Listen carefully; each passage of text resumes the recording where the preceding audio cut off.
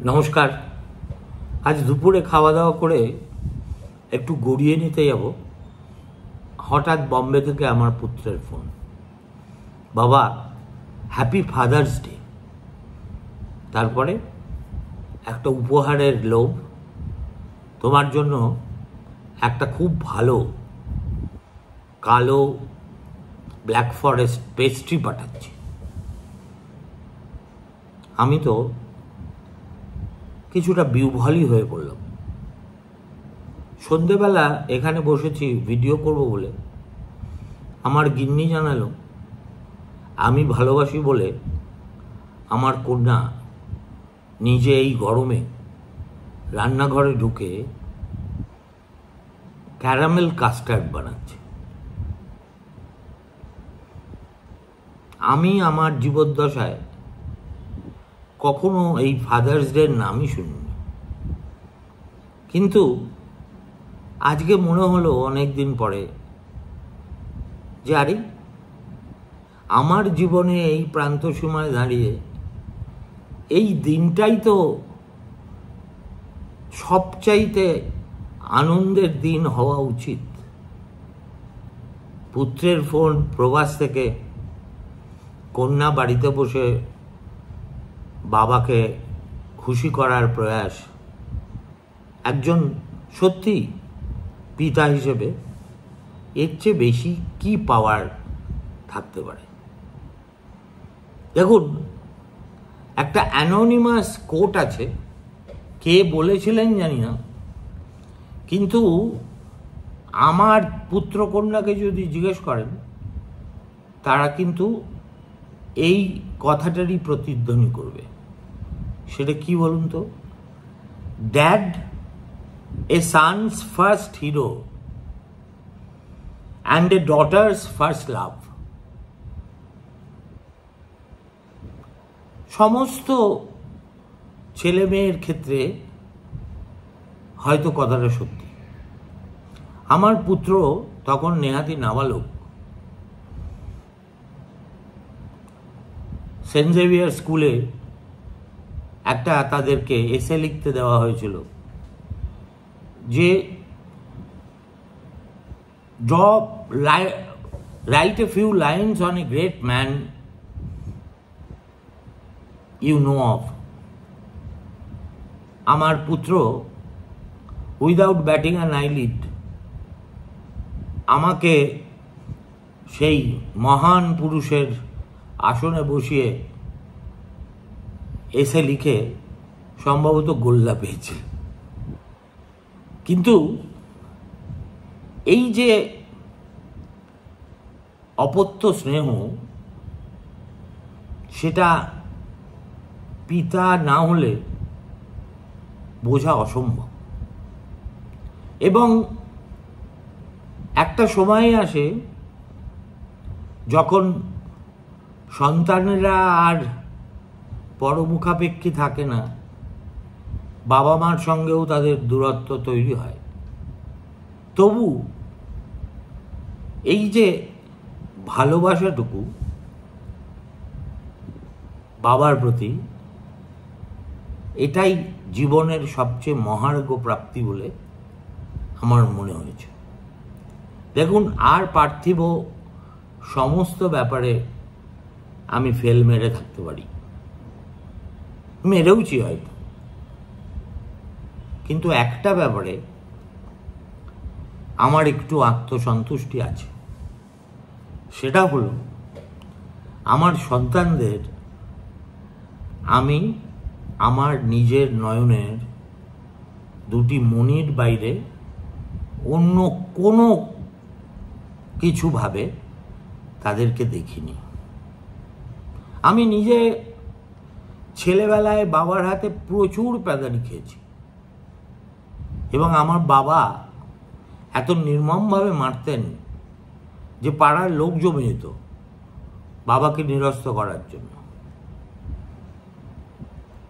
সেই আমি কিন্তু আমার গিন্নি যদি বা কখনো কখনো বিরক্ত হয়ে পিঠে দু চার ঘা লাগিয়ে দিয়েছে, আমার হাত কখনো আমার সন্তানদের উপর ওঠেনি, এবং তাদের 7 খুন মাফ করে করে আমি তাদের এমন স্পয়েল করে দিয়েছি যে তারা বাবাকে তাদের বন্ধু ছাড়া অন্য কিচ্ছু মনে করে না। আমার পুত্র বা কন্যার যদি কোনো ব্যক্তিগত সমস্যা বা সংকট হয়, তাহলে দেয়ার ফার্স্ট কল অফ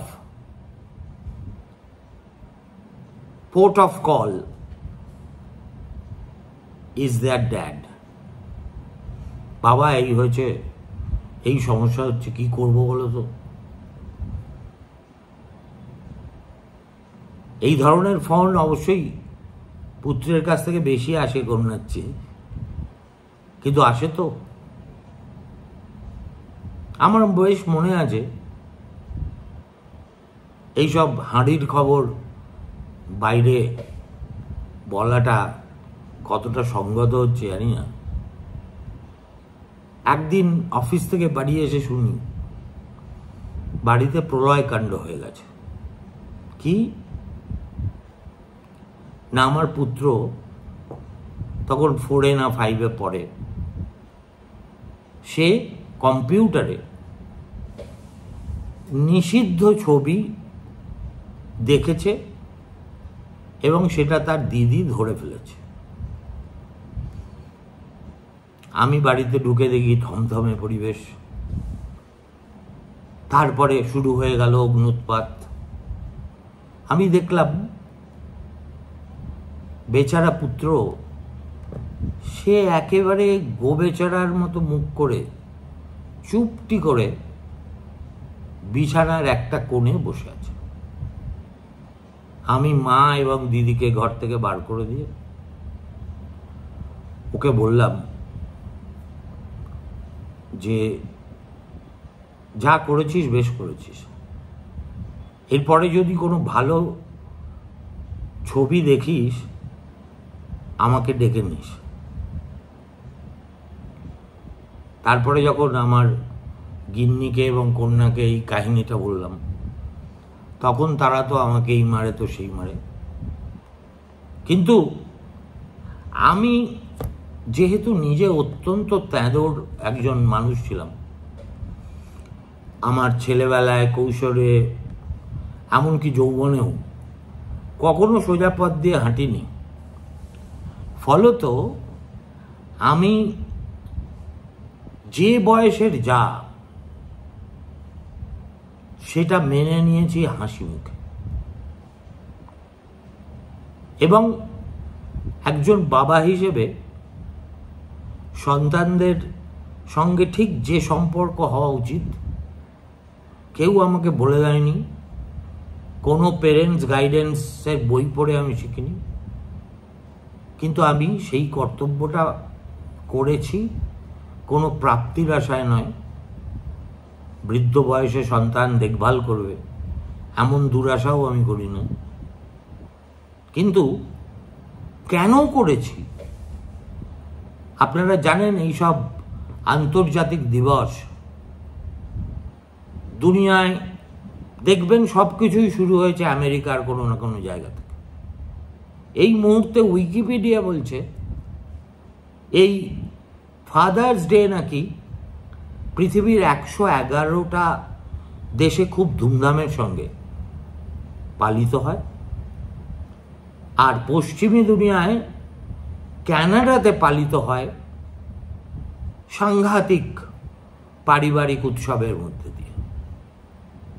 বাচ্চারা বাবাকে কার্ড দেয়, dad I love you etcetera etcetera, gift দেয়, টাই দেয়, আফটার শেভ লোশন দেয়। আমি যেহেতু এই ধরনের বাবা দিবসের বস্তুটা কি সেটাই আজকের আগে পর্যন্ত বুঝতে পারিনি বা জানা ছিল না, ফলে আমি একটু কৌতূহলী হয়ে বিদেশের কাগজগুলোই দেখছিলাম এই ফাদার্স ডে নিয়ে কেউ কিছু করেছে কিনা।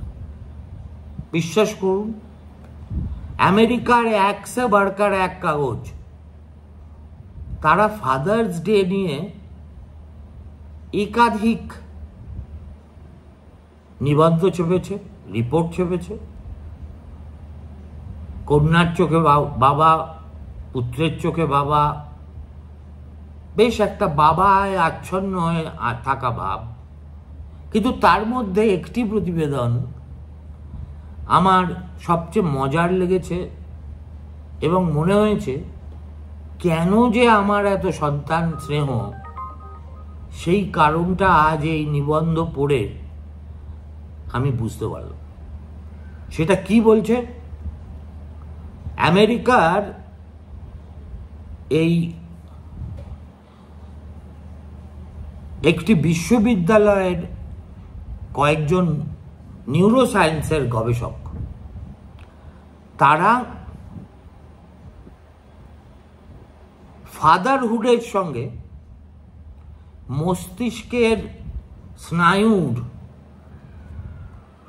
কোনো সম্পর্ক আছে কিনা, থাকলেও সেটা মৈত্রীর সম্পর্ক না বৈরিতার, এইসব বিষয় নিয়ে গবেষণা করেন। সেই সায়েন্টিস্ট নিউ ইয়র্ক টাইমসে তার লেখায় লিখেছেন, my research lab investigates how the brain changes when men become fathers. জানতেন এটা? আমার পড়তে পড়তে 1986 সালের 5ই অগস্ট দিনটা মনে পড়ে গেল, যেদিন আমার কন্যা বালুরঘাটের অতি সাধারণ সরকারি হাসপাতালে ঈশ্বরের দূত হয়ে আমার জীবনে এসেছিল। And we are discovering that fatherhood can be transformative for their brains and bodies. অর্থাৎ বাবা হওয়ার আগে পর্যন্ত ব্রেন এবং স্বাস্থ্যের মতিগতি একরকম থাকে, আর বাবা হওয়ার পরে সঙ্গে সঙ্গে তাতে কি বদল হয়? The brain and hormonal changes we observe in new dads tell us that nature intended men to participate in child rearing because it equipped them with neurobiological architecture to do so. আমার কাছে তো এটা বিজ্ঞানীরা তাদের আবিষ্কারের কথা লিখেছেন, আর আমার কাছে এই তথ্যটাই একটা নতুন করে দিগন্ত উন্মোচিত করে দিচ্ছে বোঝার জন্য কেন সন্তানের প্রতি এই আমাদের ব্যাকুলতা থাকে বা হয়। এখানে বলছেন, they too can show the fundamental instinct for nurturing that is often attributed solely to mothers. চলতি কথায় আছে না, শিশুরা মাতৃক্রোড়ে, অ্যাজ ইফ অপত্য স্নেহটা মায়েদের একটা মনোপলি। এই যে একটা কনভেনশনাল উইজডম, সেটা ভুল কিছু নয়, অবশ্যই ঠিক। আমাকে যদি প্রশ্ন করেন বাবা আর মার মধ্যে কাকে আমি মিস করি বেশি, অবশ্যই মা। I was my mother's child. কিন্তু সেটা বড় কথা না। এরা বলছেন, not only that but mains involvement in fatherhood can have long term benefits for their brain health. এতদিনে বুঝলাম যে আমার শরীরটা ক্রমশ জবাব দেওয়ার পথে গেলেও মস্তিষ্কটা কেন এখনো মোটামুটি সজাগই আছে। And for healthy societies, at a time when boys and men seem to be experiencing greater social isolation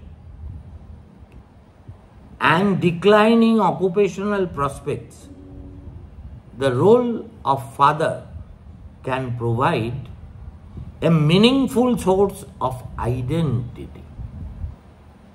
সত্যি তো আজকের বাচ্চারা এই নির্মম পৃথিবীতে ইঁদুর দৌড়ে ক্লান্ত অবসন্ন হয়ে হতাশায় নিমজ্জিত হওয়ার মুখে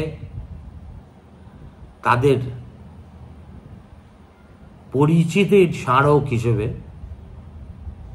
বাবা পাশে দাঁড়ান।